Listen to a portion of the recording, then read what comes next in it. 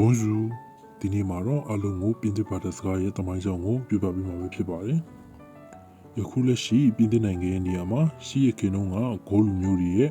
ဂိုးနိုင်ငံကြီးတည်ရှိခဲ့ပါတယ်။ထိုဂိုးလူမျိုးတွေဟာစစ်တစ်ဆိုတဲ့ဘာသာစကားကိုအဓိကပြဆိုကြဖြစ်ပါတယ်။ဒါပေမဲ့ BC တရားစုမှာတော့ဂျူလီယက်စီဇာဦးဆောင်တဲ့ရောမတက်တရားဂိုးနိုင်ငံကိုအောင်နိုင်ပြီးတဲ့နောက်မှာယူကာလာတန်ဆိုတဲ့အများပြည်သူသုံးလက်တင်ဘာသာစကားစတင်ပြန့်နှံ့လာခဲ့ပါတယ်။ဒီနေရာမှာပြင်သစ်ဘာသာစကားဟာ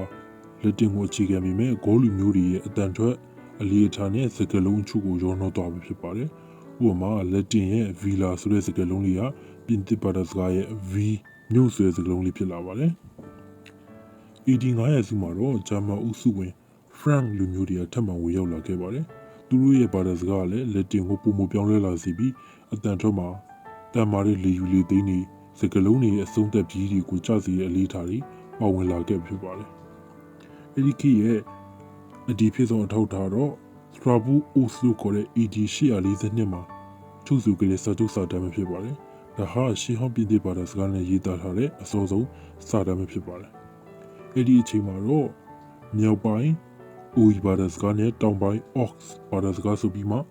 နှစ်မျိုးကြပြနေပြီဖြစ်ပါတယ်။